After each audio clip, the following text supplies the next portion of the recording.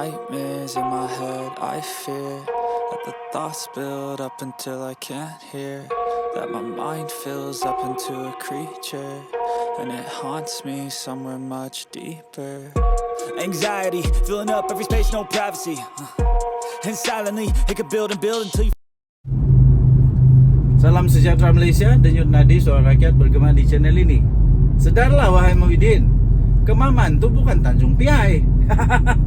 Kemaman tu bukan Tanjung Piai. UMNO tak khianati kerajaan. Itu kata Puan Zarkazi sebiji dia balon Muhyiddin, sampai rasanya kalau Muhyiddin berdepan-depan dengan Puan ini, dia pun terdiam dan terduduk nih. Muhyiddin kena sedar, Kemaman tu bukan Tanjung Piai. UMNO tak khianati kerajaan, kata Puan Zarkazi. Puan Zarkazi berkata UMNO tolak gesaan supaya parti itu menilai semula kedudukan dalam kerajaan selepas kalah PRK Kemaman. Dia mengajar pula. Ajar dululah parti sendiri. Pergilah ajar dulu anggota-anggota parti bersatu, MP bersatu, supaya jangan lagi keluar beri sokongan kepada Anwar. Ini parti sendiri pun tidak dapat nak handle, mau cakap pula parti orang. Sekurang-kurangnya parti-parti dalam kerajaan masih kuat. Tiada yang umum untuk tinggalkan kerajaan. Tapi yang sekarang ini tiap bulan kah?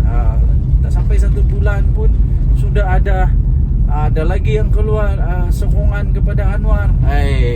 Jadi pemimpin UMNO menolak gesaan pengerusi Perikatan Nasional Muhyiddin Yassin supaya parti itu menilai semula kedudukan dalam kerajaan perpaduan selepas Barisan Nasional tewas pada PRK Kemaman yang minggu lalu. Anda tahulah kenapa si Muhyiddin mau sangat UMNO ni keluar. Kenapa? Tidak pasti kenapa. Tapi kalaupun UMNO keluar, apa yang dia boleh dapat? Dia harap Anwar tumbang kah? Tidaklah. UMNO keluar pun Anwar tidak tumbang juga. Ahli Majlis Kerja Tertinggi MKT UMNO, yaitu Puan Zarkazi, berkata kekalahan itu tidak bermaksud bahawa mereka perlu untuk keluar daripada kerajaan yang diketuai oleh Anwar Ibrahim. Sebaliknya perlu turut melihat keserasian yang semakin kukuh. Sebenarnya keserasian di antara UMNO dan juga Pakatan Harapan sebenarnya semakin kukuh. Cuma sejak kekalahan itu sebab di kubu kuat PAS. Jadi tegasnya UMNO tidak akan mengikut jejak daripada Bersatu yang telah keluar dari gabungan kerajaan pada Februari 2020 yang lalu menerusi langkah Sheraton.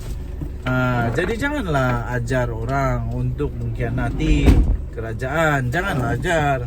Lebih baik cermin diri dulu.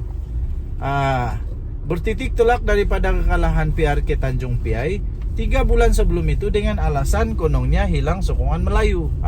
Jadi ini bukan Tanjung Piai. Kemaman bukan Tanjung Piai ya.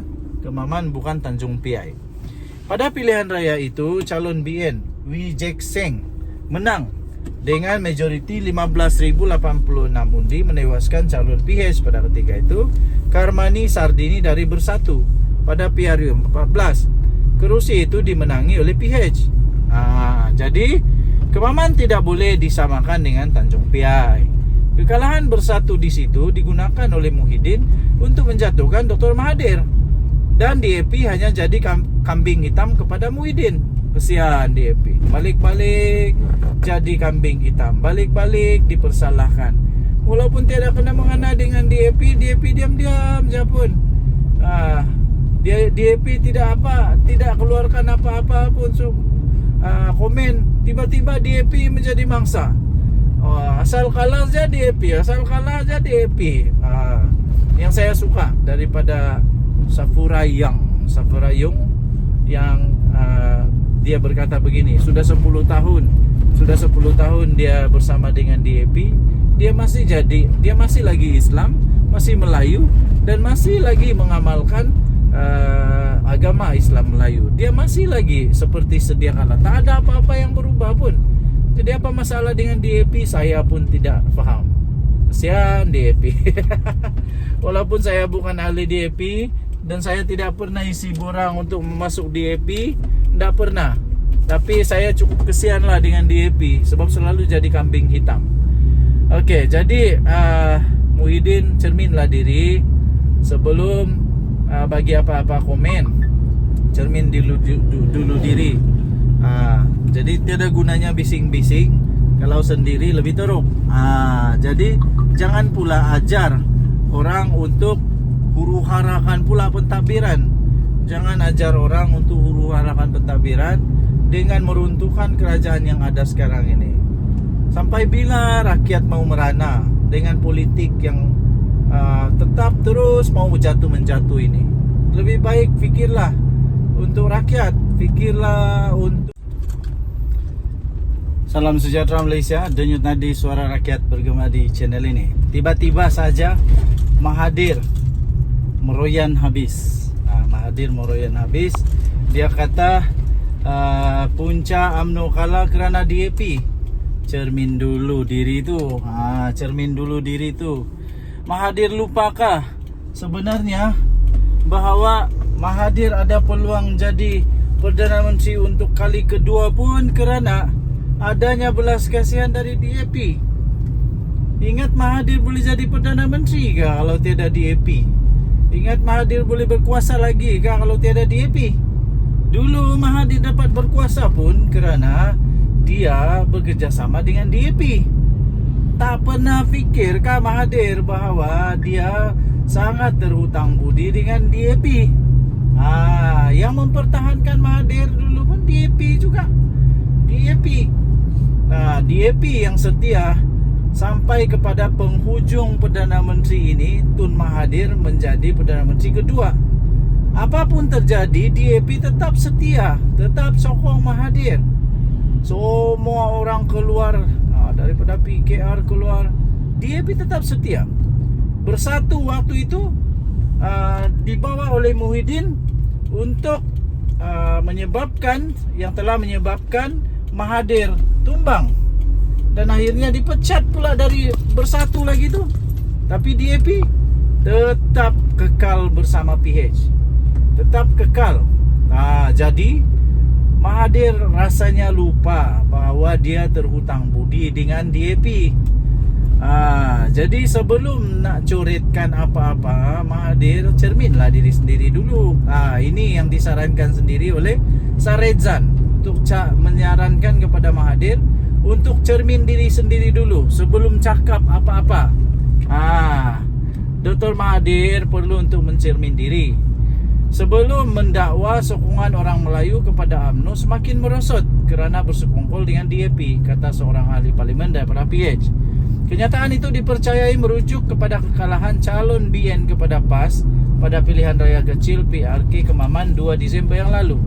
Ahli parlimen Bangi iaitu Saredzan Johan turut menyarankan agar Mahathir menjawab persoalan yang sama berkaitan Parti Pejuang yang pernah diterajuinya. Adakah itu juga kerana DAP?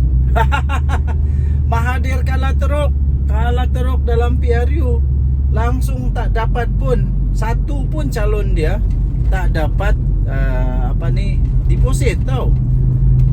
Kata Saredzan, daripada mengulas tentang kemerosotan sokongan orang Melayu kepada UMNO, lebih baiklah Tun Mahathir cermin diri dulu.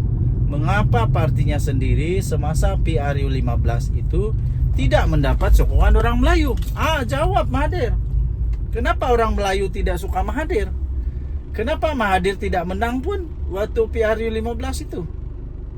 Bukan saja tidak menang, malah kalah teruk, memalukan.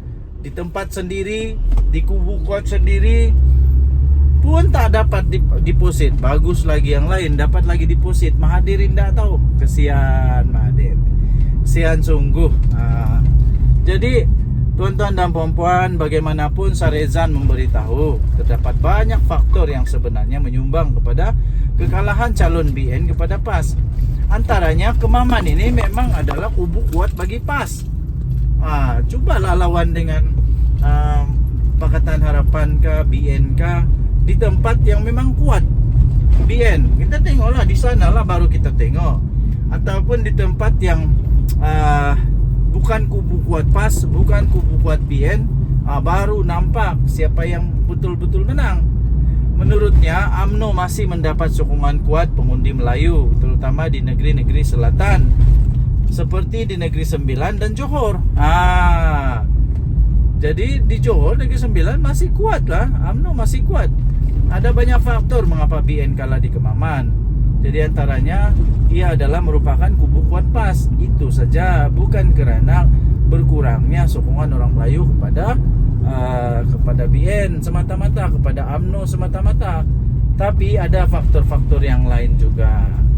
Okey, jadi persoalan yang paling hebat ialah kenapa Lama Hadir tidak cermin dulu diri dia, bahwa dia itu langsung tak menang.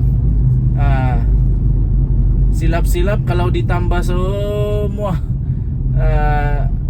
ditambah dia punya sokongan dulu, macam mana, macam apa, bukan, tapi sokongan Mahathir sikit lah, tak dapat pun dia punya deposit. Lepas tu baru dia cakap dia kalah di Langkawi sebab ada rasuah. Jadi bila kalah, carilah alasan, rasuah lah, inilah, itulah. Tapi bila orang kalah, kata sokongan itu, sokongan ini, cermin diri dulu. Denyut Nadi, Suara Rakyat bergema di channel ini. Jangan lupa tekan butang subscribe, like dan share. Bye-bye. Salam sejahtera Malaysia, Denyut Nadi, Suara Rakyat bergema di channel ini. Beberapa orang kawan tanya dengan saya, apa jadi kalau semua menteri UMNO letak jawatan?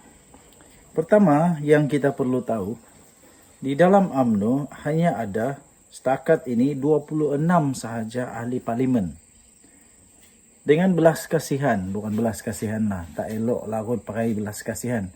Dengan rasa amat bertanggungjawab, Datuk Seri Anwar Ibrahim tetap juga memberikan jawatan-jawatan kepada mereka, walaupun hanya 26 saja ahli parlimen di dalam kerajaan. Agak sedikit tu sebenarnya. Dan walaupun begitu, UMNO tetap dapat jawatan timbalan Perdana Menteri, Menteri Pertahanan, dan banyak lagi menteri-menteri kanan, disebut sebagai menteri kanan ataupun menteri besar punya jawatan lah. Jadi untuk kita bahas, jika 26 ahli parlimen UMNO, termasuk semua menteri-menteri UMNO keluar daripada UMNO, kita harus dulu memahami bahawa siapa yang berkuasa dan komposisi terkini di dalam Parlimen Malaysia yang membentuk kerajaan perpaduan. Kita perlu tahu bahawa sokongan yang diterima oleh Datuk Seri Anwar Ibrahim sudah lebih daripada 2/3. Dan matematik basic di dalam politik ini senang. Ahli parlimen seluruh Malaysia hanya ada 222 saja kalau saya tidak silap. Untuk mendapatkan majoriti muda mestilah ada 112. Jadi sekarang ini hanya ada 26 daripada ahli parlimen UMNO. Pertama sekali yang terjadi ialah tidak ada apa-apa yang terjadi. Walaupun semua 26 menteri UMNO ini letak jawatan, tidak ada apa-apa berlaku kepada kerajaan perpaduan ini. Yang berlaku adalah masalah sendiri kepada UMNO. Daripada berkuasa kepada tidak berkuasa. Mereka akan kehilangan semua kuasa. Mereka akan kehilangan semua yang mereka sedang nikmati sekarang. Mereka akan kehilangan segala perkara yang mereka sedang nikmati sekarang ini, iaitu kuasa dalam kerajaan. Itu yang mereka akan kehilangan. Tapi Datuk Seri Anwar Ibrahim tidak akan kehilangan apa-apa. Kerajaan ini tidak akan tergugat pun kalau semua 26 mereka ini lompat ke seberang, ke blok pembangkang. Jadi tidak ada sebenarnya formula lain yang dapat menjatuhkan Datuk Seri Anwar Ibrahim. Ramai orang menyangka kalau UMNO keluar daripada kerajaan perpaduan, habislah Anwar Ibrahim. Tidak. Yang dapat manfaat bukan Anwar Ibrahim. Bukan Anwar Ibrahim, tapi seluruh rakyat pun akan dapat manfaat rasanya. Tapi tidak ada manfaat lah, tidak ada manfaat kepada UMNO, BN kalau mereka keluar. Jadi parti dalam Pakatan Harapan yang untung kalau mereka keluar, sebab semua akan diisi oleh orang-orang di dalam Pakatan Harapan. Jadi yang dapat habuannya adalah Pakatan Harapan lah. Jadi saya tidak fikir kalau betul-betul ahli-ahli UMNO, MP UMNO ini mahu lompat ke seberang. Sebab kalau ditambah dengan keadaan terkini ini pun, yaitu 26 ini tambah semua MP-MP di dalam blok pembangkang, belum pun cukup 112 orang. 26 orang tambah dengan berapa orang saja, belum sampai 100. Belum sampai 100 pun. Jadi siapa lagi yang mau mereka pujuk untuk bentuk kerajaan? Tidak ada sudah. Okey, jadi spekulasi untuk menyatakan bahawa 26 MP daripada UMNO ini keluar, saya rasa tidak masuk akal dan mungkin tidak akan berlaku. Kerana tidak ada apa-apa manfaat untuk UMNO jika keluar daripada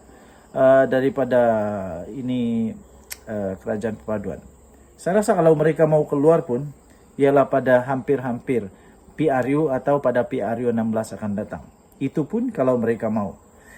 Sebab pada PRU 16 akan datang ini belum tentu lagi UMNO sudah kuat. Mungkin belum kuat. Jadi persoalan tentang menteri-menteri keluar, letak jawatan daripada kerajaan perpaduan, saya fikir tidak menjadi masalah untuk Datuk Seri Anwar Ibrahim. Dan pada hemat saya, lebih baik jangan pujuklah. Kalau mereka mau keluar, biar pihak depa lah.